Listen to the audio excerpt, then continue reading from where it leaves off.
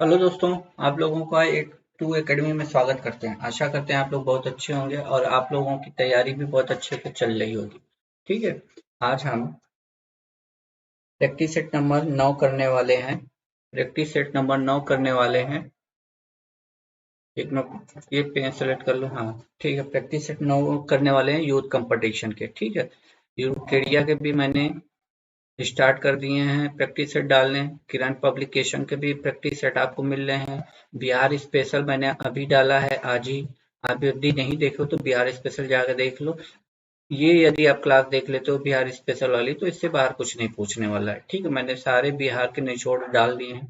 इसके अलावा डेली आपको मैथ और रीजनिंग के प्रैक्टिस सेट मैं डालने की कोशिश कर रहा हूँ। कुछ डाल दिया हूँ, एक दो दिन से इधर पढ़ नहीं पा रहा है क्योंकि गर्मी बहुत है। इसलिए थोड़ा सा वेट कीजिएगा, एक दो दिन में प्रॉपर आपको मैथ रीजनिंग की भी क्लासेस मिलने लगेंगी। ठीक है। आइए हम अपने पहले क्वेश्चन पे चलते हैं। निम्नलिखित में से कौन सा विद्वान आर्यों के तिब्बत होम थ्योरी से संबंधित है? तो तिब्बत से ये है option number C, Dayanand Saraswati का मानना है कि जो आर्य हैं वो भारत में तिब्बत से आए थे, तिब्बत से। जबकि ये उतना मान्य नहीं है, लेकिन इन्होंने क्योंकि नाम स्पेसिफिक दे दिया है कि तिब्बत की होम थ्योरी से हैं तो ये दयानंद सरस्वती चले जाएंगे। जबकि मैक्स मूलर का सबसे ज्यादा पूछा जाता है। यदि मैक्स मूलर का पूछेगा तो मध्य एशिया बताइएगा। मध्य एशिया। यदि मैक्स मूलर का पूछेगा तो इनका मानना है कि ये आए थे, जो आर्य भारत आए थे वो मध्य एशिया से आए थे। ठीक है। बौद्ध धर्म महायान और हीनयान में किस शासक के शासनकाल के दौरान विभाजित हो गया था? तो ये हुआ था ऑप्शन नंबर ए, कनिष्क के शासनकाल में। सॉरी दोस्तों, कनिष्क के शासनकाल में हुआ था। ठीक है। और ये फोर्थ बौद्ध संगति थी, मतलब चतुर्थ जिसको हम बोलते हैं। चतुर्थ बौद्ध संगति थी। ठीक है। बौद्ध संगति हुई थी। ये कहाँ पे हुई थी? तो ये कश्मीर के अंदर हुई थी। ठीक है, कश्मीर के अंदर कुंडलवन में हुआ था। ठीक है, आइए आगे चलते हैं। जब इब्न तूता भारत आया था तो उस समय दिल्ली दिल्ली सल्तनत का शासक कौन था? मतलब ये पूछना चाहता है कि इब्न तूता किसके शासनकाल में भारत आया था? तो ये आया था मोहम्मद बिन तुगलक के शासनकाल में। मोहम्मद बिन तुगलक के शासनकाल में। मध्यकालीन भारत में निम्नलिखित में से किसने पहली बार युद्ध में तोपों का इस्तेमाल किया था? तो ये किया था बाबर ने। बाबर ने किया था जब भारत में 1526 में पानीपत के प्रथम युद्ध में इसने इसका उपयोग किया था। ब्रिटिश भारत की राजधानी किस वर्ष कलकत्ता से दिल्ली ट्रांसफर की गई? ठीक है, तो किस वर्ष की गई थी? तो ऑप्शन नंबर ए 1911 में की थी। 1911 में। ठीक है। जॉर्ज परशम और महारानी मैरी के स्वागत में दिल्ली दरबार लगा था उसी टाइम। ठीक है। अगला क्वेश्चन देखते हैं। निम्नलिखित में से किस भारतीय को ब्रिटिश राजतंत्र द्वारा नाइटहुड की उपाधि दी गई थी, लेकिन जलियांवाला बाग नरसंहार के बाद उन्होंने वापस कर दी थी? तो ये रविन्द्रनाथ टैगोर को नाइट की उपाधि दी गई थी। ठीक है, रविन्द्रनाथ टैगोर को। जो जलियांवाला बाग कांड 13 अप्रैल 1919 को होता है, 13 अप्रैल 1919 को होता है। उसके बाद इन्होंने इस उपाधि को लौटा दिया था। उपनिवेशक भारत में अंग्रेजी शासन के विरुद्ध अपनी सक्रियता के लिए प्रसिद्ध एक प्रमुख पख्तून अहिंसक आंदोलन खुदाई खिदमतगार के संस्थापक कौन थे? खुदाई खिदमतगार के संस्थापक कौन थे? तो ये थे Khan Abdul Khan Ghaffar. Option number D चला जाएगा। इनको भारत रत्न भी दिया जा चुका है। एकमात्र विदेशी यही हैं जिन्हें भारत रत्न पुरस्कार दिया गया है। ठीक है। वर्ष 1932 में महात्मा गांधी ने ब्रिटिश सरकार के भारत की निर्वाचन प्रणाली को जातिगत आधार पर पृथक करने के फैसले के विरोध में किस जेल में भूख हड़ताल की थी? तो उस जेल का नाम बताना है। तो वो जेल कौन सा था? 58 का नाम था यरवदा जेल। यरवदा जेल जो भी अब भी संचालित होता है, महाराष्ट्र में है। ठीक है। वर्ष 1915 के किस महीने में महात्मा गांधी ने नक्सलवादी शासन के खिलाफ अपने सफल आंदोलन के बाद आखिरकार दक्षिण अफ्रीका से वापसी की थी? ठीक है, बाद दक्षिण अफ्रीका में वापसी की थी तो 9 जनवरी 1915 को। 9 जनवरी 1915 को दक्षिण अफ्रीका से उन्होंने, और इसी दिन आपको पता होगा भारत सरकार प्रवासी भारतीय दिवस मनाता है, ठीक है, मनाता है। वर्ष 1930 में आयोजित गोलमेज सम्मेलन के संबंध में निम्नलिखित पर सही विकल्प का चयन कीजिए। तो सही विकल्प का चयन करना है हमें, ठीक है। महात्मा गांधी, एम के गांधी ने तीसरे गोलमेज सम्मेलन, नहीं, ये तो दूसरे में भाग लिया था, सेकंड में। बी आर अम्बेडकर सभी गोलमेज सम्मेलन में भाग लिए थे, हाँ ये सही है, इन्होंने ही तीनों गोलमेज सम्मेलनों में भाग लिया था, ठीक है। आगे चलते हैं। आगे देखिए क्या कह रहा है, निम्नलिखित में से कौन सा ज्वालामुखी के सबसे विस्फोटक प्रकार का उदाहरण है। सबसे विस्फोटक प्रकार का उदाहरण है तो देख लेता हूं मैं। बाढ़ बेसार ज्वालामुखी, नहीं ये तो नहीं होगा। सिल्ड ढाल ज्वालामुखी, नहीं ये भी नहीं। सिंडर शंकु राख ज्वालामुखी, नहीं। कार्डेरा, यही है सबसे ज्यादा खतरनाक, यही ज्वालामुखी है, ठीक है, कार्डेरा। आइए आगे चलते हैं। आगे क्या कह रहा है, निम्नलिखित में से कौन सा हिल स्टेशन पर्वतीय पर्यटन स्थल है, मध्य हिमालय में स्थित है। तो मध्य हिमालय में कौन स्थित है, तो आपका हो जाएगा ऑप्शन नंबर बी, दार्जिलिंग, ठीक है। दार्जिलिंग 62 का चला जाएगा। दार्जिलिंग किस भारतीय राज्य में भूसी झील है, भूसी झील। तो भूसी झील आपका है महाराष्ट्र में, महाराष्ट्र में है भूसी झील, ठीक है, ऑप्शन नंबर डी चला जाएगा। बायोमास, बायोमास का पिरामिड एक आरेख है जो खाद्य श्रृंखला के प्रत्येक स्तर पर जनसंख्या को दर्शाता है। इसके अनुसार डैश उच्चतम बायोमास के साथ आधार पर अपना स्थान ग्रहण करता है। ये ऑप्शन देख लेता हूं मैं। उत्पादक, अपघटक, प्राथमिक उपभोक्ता, द्वितीय उपभोक्ता। तो इसका ऑप्शन नंबर ए चला जाएगा, ठीक है, उत्पादक, ऑप्शन नंबर ए। वन संरक्षण के संदर्भ में नवदत्त आंदोलन 1984 में के द्वारा शुरू किया गया था। तो ये किसके द्वारा शुरू किया गया था, ऑप्शन नंबर डी, वंदना शिवा के द्वारा, वंदना शिवा के द्वारा 1984 में नवदत्त आंदोलन, ठीक है। तो अगला क्वेश्चन क्या कह रहा है, रेड डेटा बुक में किसका विवरण दर्ज है। केवल विलुप्त जानवरों का, संकटग्रस्त पौधों और जीवों का, ठीक है, केवल संकटग्रस्त पौधों का, पौधों के जीवाश्म का। तो इसमें रेड डाटा बुक में जो है, ये है पर्यावरण से संबंधित एक बुक है जिसमें आपका ऑप्शन नंबर बी, संकटग्रस्त पौधों और जीवों का इसमें डाटा दर्ज होता है, ठीक है। निम्नलिखित में से किस राज्य में भारत की सबसे बड़ी खारी आर्द्र भूमि सांभर झील है, सांभर झील। तो ये आपका राजस्थान में चला जाएगा, राजस्थान में सांभर झील है, ठीक है। महाराष्ट्र में मैं पूछ दूं तो कौन सा झील है, आप बता सकते हैं। महाराष्ट्र में है लोनार झील, लोनार झील, महाराष्ट्र में लोनार झील है, ठीक है। आप बताइए तमिलनाडु में कौन सा झील है। तमिलनाडु में बता सकते हैं, पुलिकट झील, पुलिकट झील। तमिलनाडु के साथ ये आंध्र प्रदेश के साथ भी शेयर करती है अपनी सीमा, याद रखिएगा, ठीक है। आगे चलते हैं। कौन सा आईएसओ प्रमाणन पर्यावरण प्रबंधन प्राणी हाँ, है संबंधित है। तो ये आपको पता होगा, ऑप्शन नंबर सी चला जाएगा, ठीक है। इसको ऐसे लिखा जाता है ISO 14001, आपने देखा होगा, ठीक है। किबुल लामजाओ राष्ट्रीय उद्यान दुनिया का एकमात्र तैरता हुआ राष्ट्रीय उद्यान है जो डैश में स्थित है। तो नागालैंड में है, त्रिपुरा में, असम में है या मणिपुर में है। तो ये सभी को पता होगा, मणिपुर में है, मणिपुर में इस समय हिंसाग्रस्त है, ठीक है। निम्नलिखित में से किस राज्य में पोबी तोरा वन्यजीव अभ्यारण्य है। पोबी तोरा वन्यजीव अभ्यारण्य कहाँ पे है, तो ये आपका हो जाएगा असम में, ब्रह्मपुत्र नदी के, असम, ऑप्शन नंबर डी, ठीक है, असम में। आगे चलते हैं। संविधान सभा का सदस्य कौन नहीं था, नहीं बताना है। तो आपको पता होना चाहिए, संविधान सभा में महात्मा गांधी सदस्य नहीं थे, जबकि राजेंद्र प्रसाद भी थे, जीवी वानकर भी थे, सरदार पटेल भी थे। महात्मा गांधी संविधान सभा के सदस्य नहीं थे। निम्नलिखित में से किससे मौलिक कर्तव्यों को अपनाया था। तो किस संविधान से अपनाया गया, तो रसिया के संविधान से अपनाया गया है, ठीक है, USSR। आइए आगे चलते हैं। भारत के संविधान का निम्नलिखित में से कौन सा अनुच्छेद अल्पसंख्यकों के हितों के संरक्षण से संबंधित है? तो ये कौन सा संविधान है? 29, अनुच्छेद 29 है। ठीक है, अनुच्छेद 29 है। आगे चलते हैं।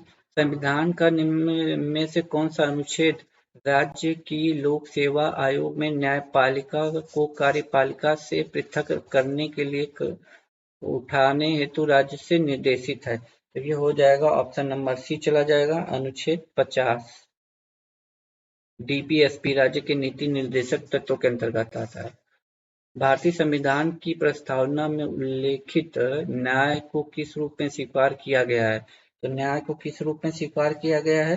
तो न्याय को सभी विकल्प यानी राजनीतिक न्याय भी चाहिए, आर्थिक न्याय और सामाजिक न्याय, उपयुक्त सभी। ठीक है, ऑप्शन नंबर डी।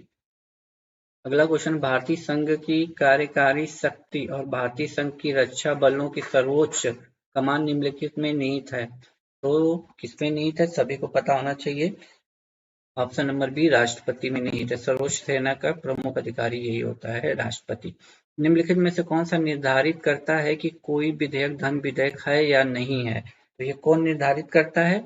लोकसभा के अध्यक्ष, लोकसभा के अध्यक्ष। ठीक है, आगे चलते हैं। राज्यों के महाअधिवक्ता की नियुक्ति कौन करता है? तो राज्यों की महाअधिवक्ता की नियुक्ति कौन करता है? तो हाईकोर्ट के मुख्य न्यायाधीश, राज्य के राज्यपाल, राज्य के मुख्यमंत्री, राज्य के राष्ट्रपति। तो राज्य की बात हो रहा है तो राज्य के राज्यपाल ही नियुक्त करेंगे।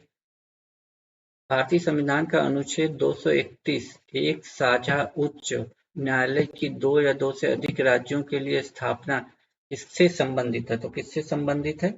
तो ये हो जाएगा राज्य सरकार से। आगे चलते हैं। भारतीय संविधान का निम्नलिखित में से कौन सा अनुच्छेद राज्य को अंतर्राष्ट्रीय शांति सुरक्षा की अभिव्यक्ति का निर्देश देता है? तो ये देता है अनुच्छेद 51। ठीक है, भारत के अभियान से देखिए साइंस के क्वेश्चन स्टार्ट हो गए। किस भौतिक मात्रा को सीमेंस से मापा जाता है? सीमेंस में मापा जाता है तो किसको मापा जाता है? ऑप्शन नंबर बी, विद्युत चालकता को, विद्युत चालकता को। ठीक है, अगला क्वेश्चन हमारा कह रहा है कि एक उपकरण जिसका उपयोग यह परीक्षण करने के लिए किया जाता है कि कोई वस्तु आवेश प्रभावित ले जा रही है या नहीं ले जा रही, तो उसका नाम बताना है आपको। तो इसका नाम हो जाता है इलेक्ट्रोस्कोप, इलेक्ट्रोस्कोप, ऑप्शन सी चला जाएगा। ठीक है, आगे चलते हैं अपने क्वेश्चन में। जब तक किसी वस्तु पर बाहरी बल न लगाया जाए तब तक वस्तु स्थिर अवस्था में ही रहती है। यदि वह गतिशील है तो निश्चय ही गति से एक सरल रेखा में गतिशील रहेगी। यह कौन सा नियम है? तो ये जड़त्व का नियम है, ऑप्शन नंबर सी। ठीक है, जड़त्व का नियम है। आगे चलते हैं हम लोग अपना। लेक्टोमीटर, हाइड्रोमीटर जहाजों और पनडुब्बियों को डैश के आधार पर डिजाइन किया गया है? तो ये आर्किमिडीज के सिद्धांत पे डिजाइन किया गया है। आर्किमिडीज का सिद्धांत आप लोगों ने पढ़ा होगा। इस वैज्ञानिक ने प्रकाश के तरंग सिद्धांत को प्रस्तावित किया था? प्रकाश के तरंग सिद्धांत को किसने प्रस्तावित किया था? तो ऑप्शन नंबर बी चला जाएगा, क्रिश्चियन हाइगेस, क्रिश्चियन हाइगेस। ठीक है, निम्नलिखित में से किस विधि का प्रयोग करके हम विलियम्स में से ठोस विलय को विभक्त कर सकते हैं? तो यह ऑप्शन नंबर बी चला जाएगा, वाष्पीकरण। ऑप्शन नंबर बी हो जाएगा वाष्पीकरण। ठीक है, वाष्पीकरण। रेडियो धर्मिकता की एसआई मात्रा, देखिए एक मिनट में इसको थोड़ा सा छोटा कर दूं। हाँ ठीक है, अब दिख रहा होगा। ठीक है, क्या कह रहा है? रेडियो धर्मिकता की एसआई इकाई क्या है? तो बेरी कूलर है। ठीक है, ऑप्शन नंबर सी। अम्ल के संपर्क में आने पर नीला लिटमस डैश हो जाता है? तो नीला लिटमस क्या हो जाता है? लाल हो जाता है, नीला लिटमस। पानी की कठोरता की जांच करने के लिए किस विधि का प्रयोग किया जाता है? पानी की कठोरता का जांच करने के लिए किस विधि का प्रयोग किया जाता है? तो साबुन से झाग बनाना, साबुन से झाग बनाना, ऑप्शन नंबर सी। अगला क्वेश्चन हमारा क्या कह रहा है? टेफ्लॉन नामक ब्रांड नाम किस बहुलक का प्रतिनिधित्व करता है? तो 90 का हो जाएगा ऑप्शन नंबर सी, पॉलीटेट्रा फ्लोरो इथिनील। ठीक है, ऑप्शन नंबर सी चला जाएगा। कवकों के अध्ययन को क्या कहते हैं? Cytology, myology, mycology, neurology. कौन सा ऑप्शन नंबर सही हो जाएगा? तो इसका ऑप्शन नंबर सी सही हो जाएगा, माइकोलॉजी। माइकोलॉजी। पौधों की कोशिका भित्ति किससे बनी होती है? तो किससे बनी होती है? तो ये बनी होती है सेलुलोज से। ठीक है, पौधों की कोशिका भित्ति सेलुलोज से बनी होती है। RN एक बहुलक अणु है, इसका पूर्ण रूप बताना है। तो इसका पूर्ण रूप क्या हो जाएगा? Option number B, ribonucleic acid. ठीक है, राइबोन्यूक्लियस एसिड। मानव शरीर में उस एंजाइम का नाम बताएं जो कार्बोहाइड्रेट को तोड़ने में मदद करता है। वो कौन सा है? Amylase. Amylase, option number D चला जाएगा। पृथ्वी के एक बड़े उल्कापिंड प्रभाव के परिणाम स्वरूप डायनासोर के विलुप्त होने का सिद्धांत किसकी देन है? तो किसकी देन है? तो 95 का हो जाएगा लुइस एल्बरेज है, लुइस एल्बरेज। निम्नलिखित में से कौन सा एक बहुकोशिकीय जीव नहीं है? बहुकोशिकीय जीव नहीं है पूछा है 96 का। तो ये हो जाएगा option number D, paramecium. Paramecium, option number D. ठीक है, आगे चलते हैं। निम्नलिखित में से किसमें खुला नाड़ी संबंधित तंत्र होता है? तो 97 का हो जाता है ऑप्शन नंबर ए, कॉकरोच। ठीक है, एक वयस्क मानव के पास कितने कैनाइन दांत होते हैं? कितने कैनाइन दांत होते हैं? तो कैनाइन दांत होते हैं ऑप्शन नंबर बी, 4। ठीक है, ऑप्शन नंबर बी हो जाएगा 4।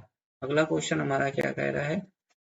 मानव रक्तचाप के संबंध में निम्नलिखित में से कौन सा कथन सही नहीं है? सही नहीं है ये बताना है आपको। तो देख लेते हैं, शिराओं की तुलना में धमनियों में रक्तचाप अत्यधिक होता है, ये तो सही है। वेटिकुलर डायलोसिस मतलब के दौरान धमनी में दाब को डायस्टोलिक दाब कहा जाता है, ये भी सही है। धमनियां वे वाहिकाएं होती हैं जो रक्त को शरीर के विभिन्न अंगों से हृदय तक ले जाते हैं, यही गलत है। ठीक है, यही गलत है। वेटिकुलर सिस्टोल के दौरान धमनी के अंदर रक्त के दाब को सिस्टोलिक दाब कहा जाता है, ये सही है। तो इसका नहीं पूछा था तो ऑप्शन नंबर सी चला जाएगा। मानव रक्त का रंग लाल क्यों होता है? तो ये तो हमें लगता है सभी को पता होगा, हीमोग्लोबिन के कारण होता है। निम्नलिखित राज्यों में किस राज्य में माधवपुर मेला मनाया जाता है? माधवपुर मेला किस राज्य में मनाया जाता है? तो गुजरात में मनाया जाता है। माधवपुर मेला गुजरात में मनाया जाता है। ठीक है, आते हैं अगले क्वेश्चन पे। बुरी आत्माओं को भगाने के लिए बौद्धों द्वारा किया जाने वाला डैश नृत्य हिमाचल प्रदेश के एक नृत्य का रूप है। तो ये नृत्य हो जाएगा ऑप्शन नंबर सी, छम।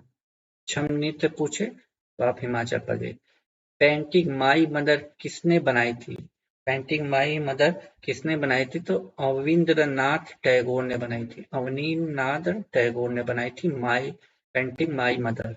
ठीक है, आगे चलते हैं। द गोल्डन थ्रेशोल्ड नामक पुस्तक के लेखक या लेखिका कौन है?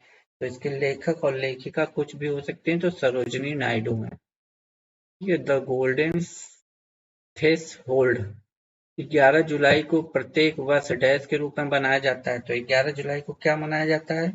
तो जनसंख्या दिवस मनाया जाता है, विश्व जनसंख्या दिवस। पर्यावरण दिवस कब मनाया जाता है? 5 जून को। 5 जून को पर्यावरण दिवस मनाया जाता है। विश्व स्वास्थ्य दिवस कब मनाया जाता है? तो ये 7 अप्रैल को मनाया जाता है, 7 अप्रैल को। विश्व जल दिवस कब मनाया जाता है? तो विश्व जल दिवस 22 मार्च को मनाया जाता है। ठीक है, 22 मार्च को। निम्नलिखित में से किसने भारत रत्न लेने से इनकार कर दिया था? किसने इनकार कर दिया था? तो आपका ऑप्शन दिया है, देखिए क्या दिया है। खान अब्दुल खान गफ्फार, इनको तो दिया गया। नेशनल मंडेला ने भी, मदर टेरेसा, मौलाना अब्दुल कलाम आजाद ने, इन्होंने ही इनकार कर दिया था। ठीक है, इन्होंने इनकार कर दिया था। आगे चलते हैं। लोना शब्द का प्रयोग किस खेल में होता है? लोना शब्द का प्रयोग किस खेल में होता है? तो ये कबड्डी में होता है, कबड्डी में। स्वतंत्र भारत की टीम के प्रथम टेस्ट क्रिकेट कप्तान कौन थे? तो ये थे ऑप्शन नंबर ए, लाला अमरनाथ। ठीक है, आगे चलते हैं। भारतीय कृषि अनुसंधान परिषद ICAR का राष्ट्रीय केला अनुसंधान केंद्र स्थापित किया गया है। तो ये कहाँ पे स्थापित किया गया है? तो ये तिरुचिरापल्ली तमिलनाडु में किया गया है। वेलकन्नी एक तीर्थ स्थल है जो तमिलनाडु के जिले में डैश जिले में स्थित है। तो ये तमिलनाडु के नागपट्टिनम जिले में स्थित है। ठीक है। बिहार में आजाद दस्ता सक्रिय था। तो बिहार में आजाद दस्ता सक्रिय था किसमें? तो इन दोनों ऑप्शन में तो नहीं है, भारत छोड़ो आंदोलन के दौरान था। ठीक है, ऑप्शन नंबर सी चला जाएगा। राजेंद्र प्रसाद को 9 अगस्त 1942 को गिरफ्तार करके कहाँ भेजा गया था? तो इनको किस जेल में रखा गया था? बांकीपुर जेल में। Option number D. अब ये झारखंड का पार्ट है। निम्नलिखित में से कौन सा भारत के बिहार राज्य में यूनेस्को विश्व धरोहर है? भारत के बिहार राज्य में पूछा है। बिहार राज्य में कौन है? तो महाबोधि बिहार, यही है यूनेस्को की विश्व धरोहर में शामिल। कैबिनेट मिशन प्लान के अनुसार राज्यों की ग्रुपिंग में बिहार को किस ग्रुप में रखा गया है? तो किस ग्रुप में रखा गया है? तो option number C, group A में रखा गया है। ठीक है। निम्नलिखित नदियों में बिहार का शोक किसे कहा जाता है? तो कोसी नदी को कहा जाता है। 15 का सी चला जाएगा। आगे चलते हैं। फरवरी 2023 में पासपोर्ट जारी करने की पुलिस सत्यापन की प्रक्रिया में तेजी लाने हेतु विदेश मंत्रालय द्वारा शुरू गई मोबाइल एप्लीकेशन का नाम क्या है? तो मोबाइल एप्लीकेशन का एम पासपोर्ट पुलिस ऐप है। एम पासपोर्ट पुलिस ऐप है। ठीक है, आगे चलता हूँ मैं। फरवरी 2023 में मोसी 2 सैन्य अभ्यास किन दो देशों के बीच आयोजित किया गया था? तो यह आयोजित किया गया चीन और रसिया के बीच। चीन और रसिया के बीच। फरवरी 2023 में भारत ने किस देश के साथ द्विवार्षिक परीक्षण अभ्यास दस्तक लिंग 2023 के चौथे संस्करण का आयोजन हुआ है? तो ये हुआ है उज्बेकिस्तान। ऑप्शन नंबर बी चला जाएगा। ठीक है, अगला क्वेश्चन क्या करें। फरवरी 2023 में यूएस चैम्बर ऑफ कॉमर्स द्वारा जारी इंटरनेशनल आईपी इंडेक्स के में 55 प्रमुख भारतीय अर्थव्यवस्थाओं में भारत का क्या स्थान है? भारत का स्थान है 42वां, 42। फरवरी 2023 में अंतर्राष्ट्रीय ऊर्जा एजेंसी की भविष्यवाणी के अनुसार कौन सा महाद्वीप पहली बार 2023 तक दुनिया की आधी बिजली का उपभोग कर रहा है? तो ये कर रहा है एशिया महाद्वीप। ठीक है, ये आपके आज के प्रैक्टिस सेट थे। आपको ये प्रैक्टिस सेट कैसा लगा? जैसा भी लगा होगा कमेंट बॉक्स में जरूर कीजिएगा। और यदि चैनल पर पहली बार विजिट कर रहे हैं तो चैनल को ज्वाइन कर लीजिएगा अपनी तैयारी के लिए। तब तक के लिए खुश रहिए, मुस्कुराते